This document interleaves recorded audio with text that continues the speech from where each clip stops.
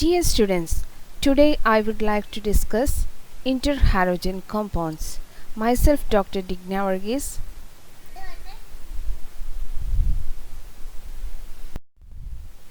Contents: Introduction, General preparation of interhalogen compounds, Properties of interhalogen compounds. Interhalogen compounds is also known as interhalogens. We know halogens are highly reactive elements because they have Ns2Np5 outer electronic configuration, so they are ready to accept one electron from other elements, so they are highly reactive. The halogens react with each other to form interhalogen compounds. The general formula of most interhalogen compounds is XYN, where X and Y are halogen atoms and N is the odd number. It can be 1, 3, 5 or 7. X is the less electronegative element of the two halogens and Y is more electronegative than X. The compounds which are formed by the union of two different halogens are called interhalogens. Interhalogen compounds are formed by the union of two different halogens. So these interhalogen compounds are known as binary compounds. Binary compounds are those compounds that are formed exactly from two different elements. We know the halogens are fluorine, chlorine, bromine, iodine, and these are the some examples of interhalogen compounds, that is chlorine combined with fluorine giving a new interhalogen compound, that is chlorine monofluoride.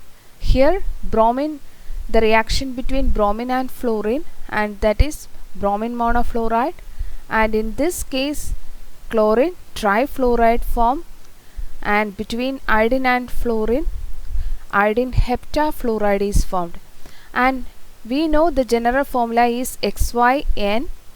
So here in this case X is chlorine, Y is fluorine, and X is the less electronegative element and Y is the more electronegative element than X, and here N is 1, and in this case chlorine trifluoride, chlorine is X and Y is fluorine, and N is equal to 3, and for iodine heptafluoride X is equal to I, Y is equal to F, and N is equal to 7. In several other texts or any search, we can see the representation of interhalogens may be changed, that is in some textbooks AB instead of XY, in some other textbooks XX dash instead of XY. It depends. Okay, only you have to remember that X is less electronegative than Y and Y is more electronegative than X, and N can be only odd number values, that is 1, 3, 5 or 7, and these are binary compounds because they are exactly formed from two different halogen atoms only. There are never more than two types of halogen atoms in an interhalogen molecule because they are binary compounds. There are four types of interhalogens. One is XY, that is chlorine monofluoride, bromine monofluoride, iodine monofluoride. In this case N is equal to 1, and it is a diatomic molecule because here total number of atoms is 2. In the case of naming interhalogens, the less electronegative element is mentioned first. We know in the case of chlorine monofluoride chlorine monofluoride. Chlorine is the less electronegative element, so we have to name first chlorine, then the most electronegative element, that is fluorine. In between, what is the number of N? Okay, therefore chlorine monofluoride, bromine monofluoride, iodine monofluoride. Next type is XY3, that is a tetraatomic molecule. That means total number of atoms is 4, and examples are chlorine trifluoride, bromine trifluoride, iodine trifluoride. And the third type is XY5, that is hexaatomic molecule, and in this case chlorine pentafluoride, bromine pentafluoride, iodine pentafluoride. Total number of atoms is 6 here, so it is an hexaatomic molecule. XY7, the last general type of interhalogen, is XY7, that is octaatomic. IF7 is the example for, that is iodine heptafluoride. In this table we can see several interhalogens types, that is XY type, XY3 type, XY5 type and XY7 type, and the name is chlorine fluoride, bromine fluoride, otherwise we can named it as chlorine monofluoride, bromine monofluoride, iodine monofluoride, bromine monochloride, iodine monochloride, or simply iodine chloride, iodine bromide. Okay, and in the case of XY3, chlorine trifluoride, bromine trifluoride, iodine trichloride. In the case of XY5 type, bromine pentafluoride, iodine pentafluoride, and in the case of iodine XY7 type, iodine heptafluoride is the only one example. The interhalogen compounds are formed by larger atoms having low electronegativity with the smaller atoms having high electronegativity. We know from top to bottom in the case of halogens, the atomic size increases from fluorine to iodine. So, only the larger atoms have low electronegativity value. That means first element X is having larger size and low electronegativity than Y. So X is the bigger or less electronegative halogen. Okay. And Y is the smaller or more electronegative halogen. From this we can say that X is more electropositive when compared to Y.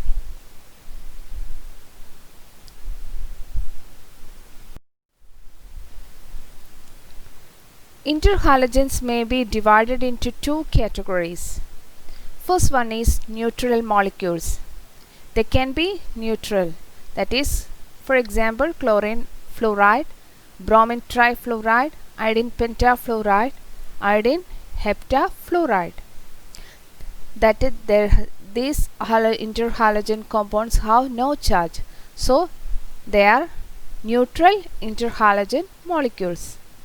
In the second case, they are charged molecules. Charged means they can be positive or negative. First one is negatively charged interhalogen compounds, that is ICl2 minus, ICl4 minus. And the second one is positively charged interhalogens, ICl2 plus, IF4 plus. And next topic is general methods of preparation. First one is direct combination of the halogens. By the direct combination of halogens, chlorine and fluorine at 250 degrees Celsius giving chlorine fluoride. In the case of iodine, fluorine reacts at a low temperature, that is minus 45 degrees Celsius, giving iodine monofluoride. In the case of chlorine, excess fluorine at 350 degrees Celsius giving chlorine trifluoride. And bromine with excess fluorine at high temperature, that is 200 degrees Celsius, giving bromine pentafluoride. And in the case of iodine and chlorine in the liquid state at low temperature, it forms iodine monochloride. In general, we can say iodine or any halogen reacts with other halogen forming interhalogens by direct combination of elements. In this case, iodine reacts with chlorine or bromine and forming iodine monohalide, that is XY type. Other methods, chlorine can react with an interhalogen compound, that is here chlorine trifluoride at 300 degrees Celsius, giving other interhalogen of XY type, that is chlorine monofluoride. There is other method, iodine reacts with silver fluoride at 0 degrees Celsius, giving iodine monofluoride and silver iodide. So, first method is direct combination of halogens. In this method, only halogen atoms react each other at different conditions, giving interhalogens. In other methods, one halogen reacts with other interhalogen compound, they can produce interhalogens. Or in other method, they can react with metal halide to form interhalogen compounds. Interhalogens of the type XY are essentially covalent compounds because of the small difference in electronegativities of the two halogen atoms involved. In the case of halogen, we know its electronegativity value for fluorine 4, for chlorine 3, and for bromine 2.8 and iodine 2.5 is the electronegativity value.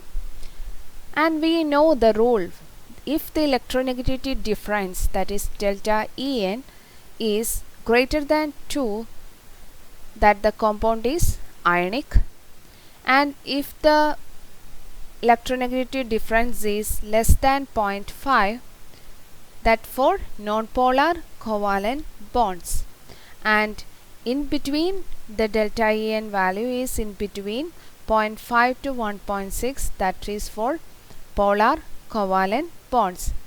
In the case of chlorine monofluoride CLF, its molecular formula, and chlorine has the value 3 and fluorine has the value 4, so the difference is 1.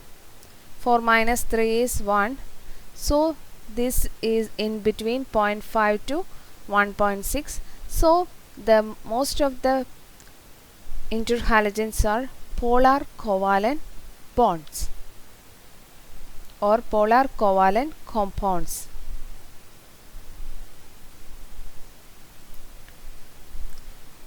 They differ in their thermal stabilities also.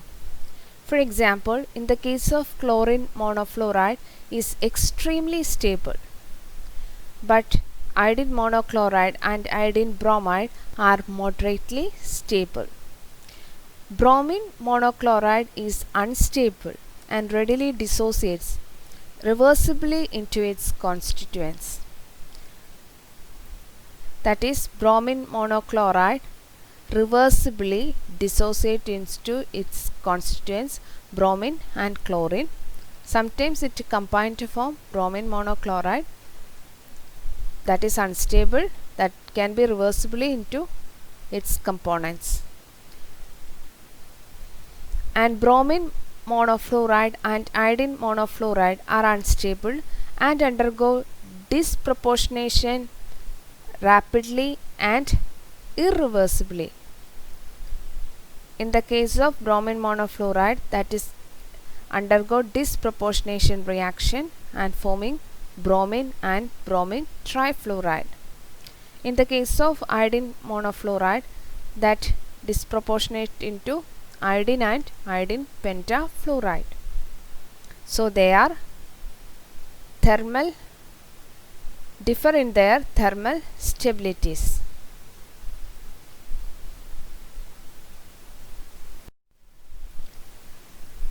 Now we are discussing the another preparation methods. First we are discussing the direct combination between the halogen atoms and forming interhalogens. And the second method is higher interhalogens can be prepared by the reaction between a lower interhalogen compounds and a halogen. That is, chlorine monofluoride reacts with fluorine at 200 to 300 degrees Celsius, giving chlorine trifluoride, that is a higher interhalogen compounds XY3 type that can be formed from a lower interhalogen type XY, that is here chlorine monofluoride with a halogen atom, that is fluorine, forming chlorine trifluoride at 200 to 300 degrees Celsius. Another example is chlorine trifluoride reacts with fluorine, that is a photochemical reaction, and forming chlorine pentafluoride. Another example is iodine pentafluoride reacts with fluorine at 250 to 300 degrees Celsius, giving iodine heptafluoride. So the second preparation method is a higher interhalogen compounds can be prepared by the reaction between a halogen atom and a lower interhalogen compound. Third preparation method is the reaction between certain metal halides and halogens yields interhalogen compounds. That is, potassium bromide reacts with fluorine, giving potassium fluoride and bromine pentafluoride. That takes place in room temperature. In the case of iodine, that can be react with the silver fluoride, that is a metallic fluoride, giving iodine pentafluoride and silver metal. In the case of lead iodide, reacts with fluorine, giving lead fluoride and iodine heptafluoride. So the third preparation method is reaction between certain metal halides and halogens yields interhalogen compounds. There are three methods possible for the formation of interhalogen compounds. That is, first one is direct combination, and the second one is between the reaction between lower halogen and halogen atom forming higher interhalogen compounds. Third method is the reaction between metal halide and halogens yields interhalogen compounds. Number of halogen atoms per molecule depends on the ratio between atomic radii of X and Y. Greater the ratio, that is equal to radius of X by radius of X dash, that means radius of X by radius of Y. or X dash in some text, greater the number of atoms per molecule. Greater the ratio means greater the number of atoms per molecule. In the case of iodine heptafluoride, iodine has maximum radius. We know from fluorine to iodine in the periodic table the atomic size increases. So iodine has the maximum radius while fluorine has minimum radius. So radius of iodine divided by radius of fluorine, that has a greater value. So iodine heptafluoride has the maximum number of atoms. Okay. General physical properties. The interhalogen compounds are gas, volatile solids or liquids at 298 Kelvin. Chlorine monofluoride is a gas, bromine trifluoride is solid, and iodine trifluoride is liquid. We are discussing the general physical properties of interhalogen compounds. The interhalogen compounds may be volatile solids or liquids, or sometimes it is in the gaseous state at 298 Kelvin. And we know chlorine monofluoride is a gas, but bromine trifluoride is a solid, iodine trifluoride is a liquid. Interhalogens are covalent compounds. Generally, the thermal stability also increases when the electronegativity difference between the constituent halogen is greater.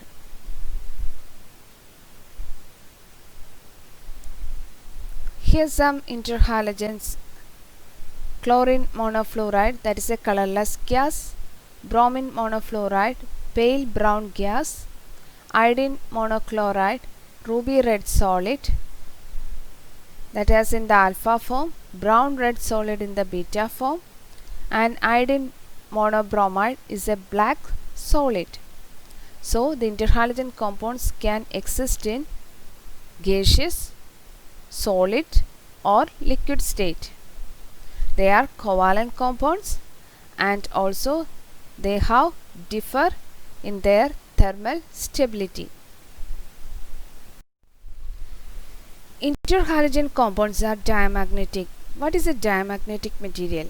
Diamagnetic materials are repelled by a magnetic field. An applied magnetic field creates an induced magnetic field in them in the opposite direction, causing a repulsive force. Diamagnetism was first discovered by Anton Bregmans.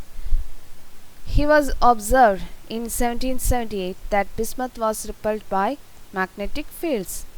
Anton Bregmans was a Dutch physicist. In simple means, diamagnetic materials are those materials having no unpaired electrons. So its magnetic moment is 0. Interhalogen compounds are very reactive. This is because the XY bond in interhalogens is much weaker than the XX or YY bond in interhalogen compounds are very reactive.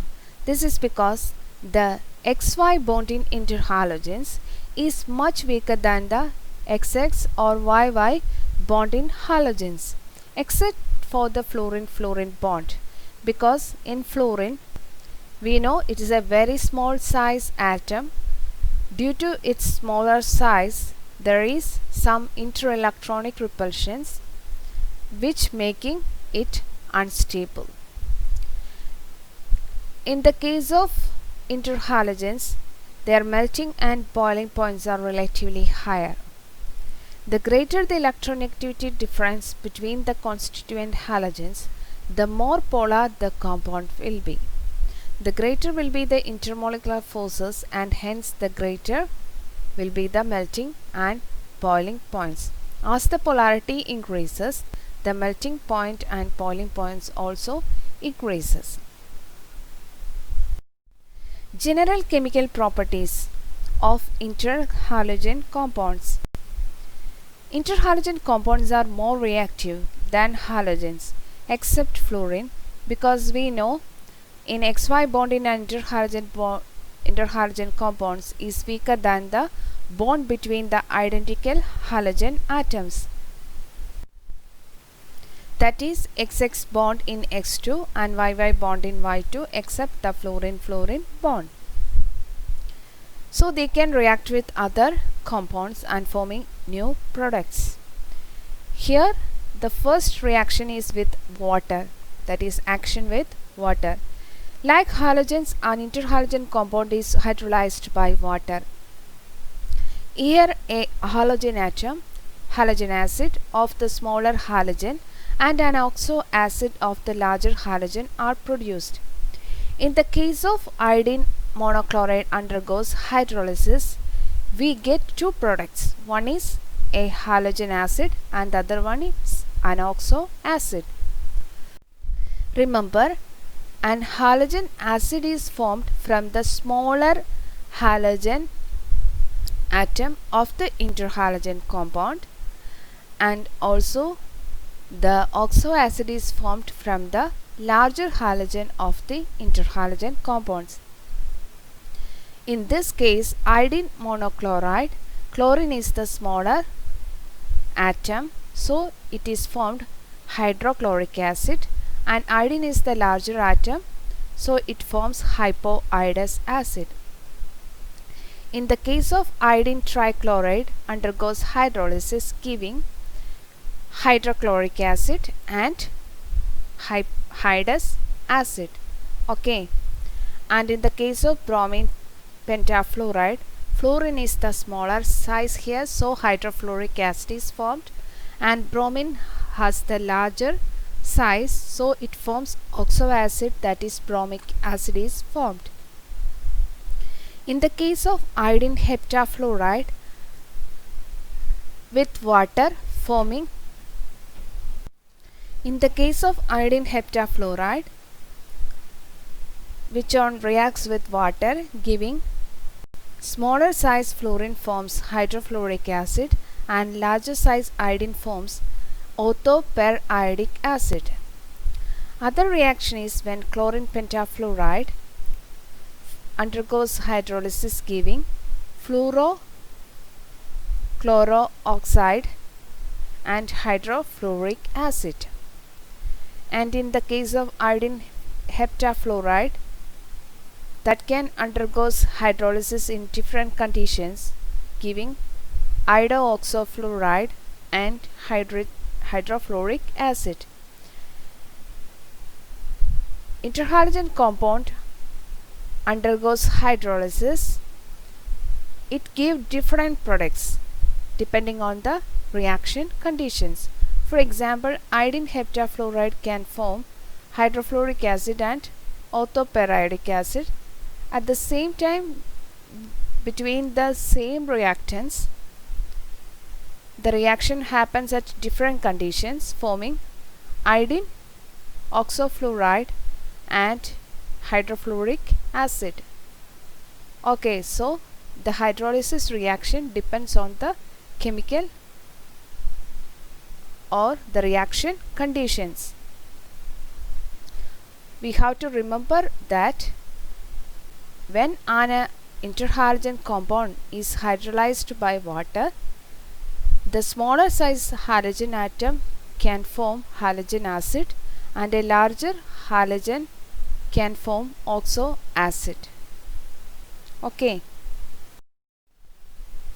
Action with alkali. Interhalogen compounds react with alkali giving halide ion derived from the smaller halogen and a hypohalate or halate or perhalate ion derived from the larger halogen. For example, when iodine monochloride reacts with sodium hydroxide giving sodium chloride, that is the smaller halogen atom can form halide ion, that is reacts with the sodium ion and forming sodium chloride, and the larger halogen atom, that is iodine here, that can form with a halide ion, that here sodium halide, hypohalite. In the case of bromine pentafluoride, reacts with potassium hydroxide, and here in this interhalogen compound, fluorine is the smaller size element, so it can form fluoride ion, that is potassium fluoride. In the case of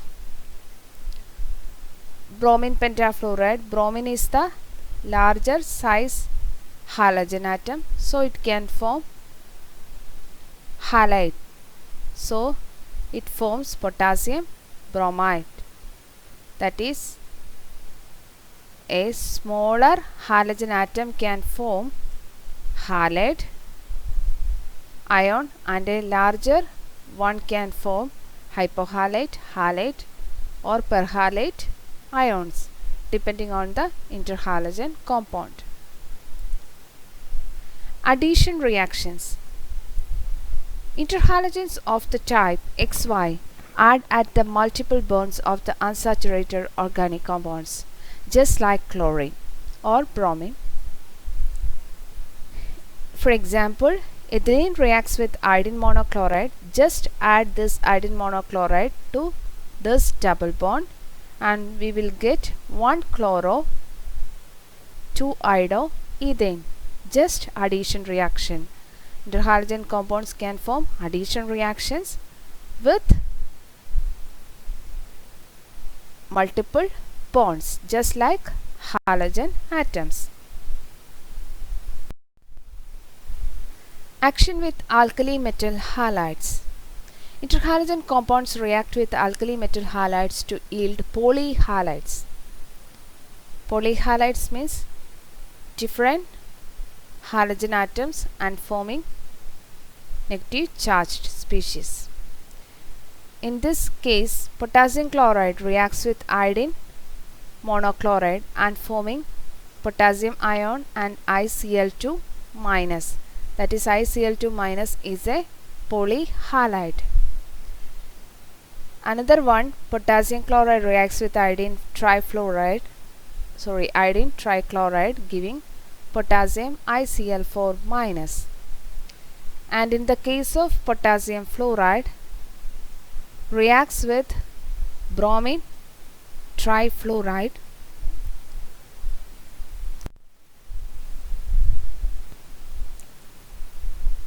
and forming potassium BrF4 minus, that is a polyhalide.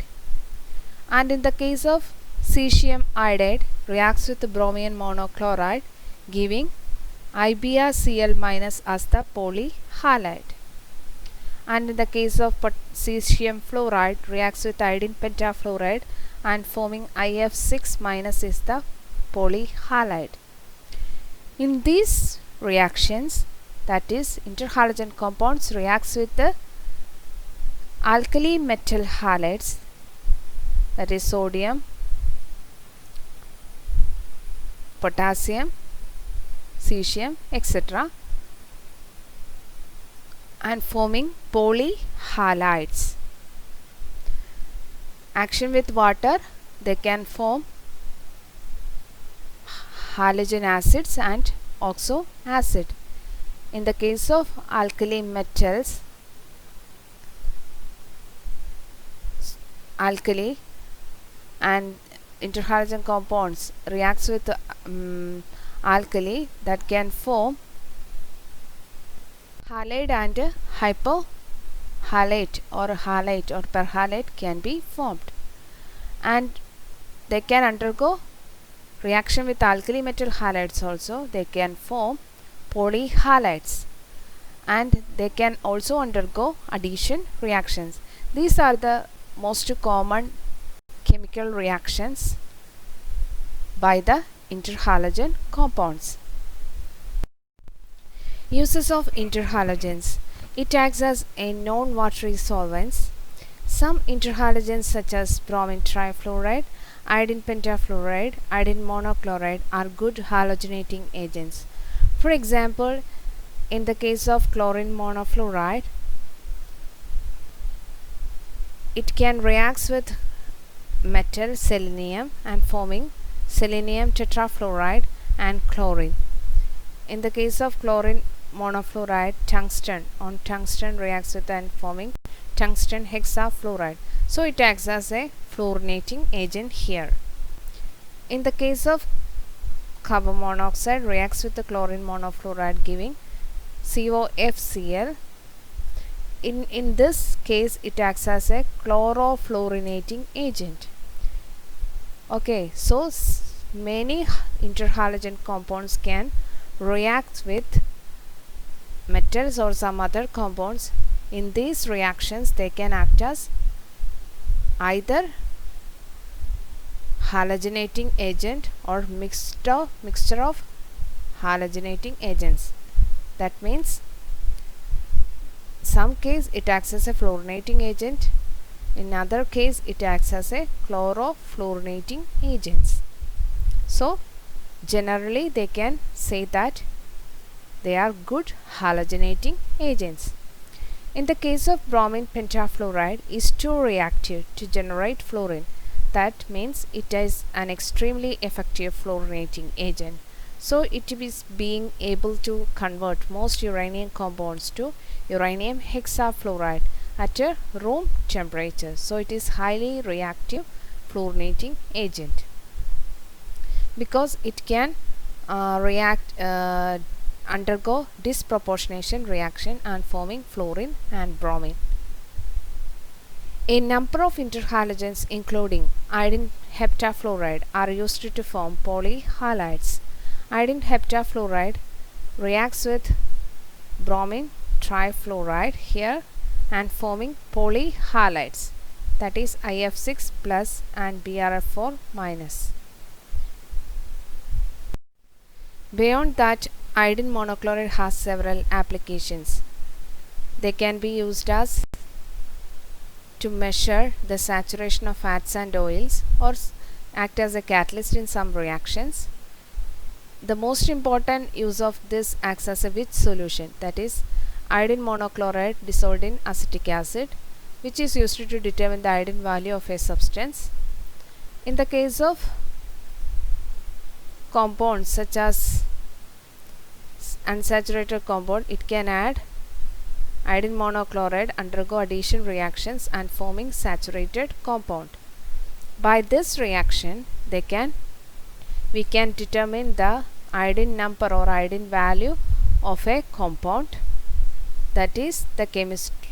In this case, the mass of iodine in grams that is consumed by 100 grams of a chemical substance. Iodine numbers are often used to determine the amount of unsaturation in fatty acids. Witch solution means iodine monochloride in acetic acid, that is used to determine the iodine value of a compound. Iodine value or iodine number or iodine index or iodine adsorption value in chemistry means that the mass of iodine in grams that is consumed by 100 grams of a chemical substance. Iodine numbers are often used to determine the amount of unsaturation in fatty acids. It is also act as an electrophilic iodinating agent in organic reactions, that is salicylic acid undergoes reaction with iodine monochloride and forming electrophilic reaction and forming 3,5-iodo diiodosalicylic acid. Okay, so it acts as an electrophilic iodinating agent also. Iodine monochloride has several applications. It acts as most important application is the saturation. We can determine the iodine value of a compound by using Witch solution. Witch solution is the combination of acetic acid and iodine, and we can use iodine monochloride as a catalyst in some reactions. and it can also used as electrophilic iodinating agent. These are the some uses of interhalogen compounds. Several other uses are also. Okay. In this presentation or talk, we are discussing about the what is interhalogen compounds and what are its properties, how it is prepared, and what are the uses of interhalogen compounds. That's for today. Thank you.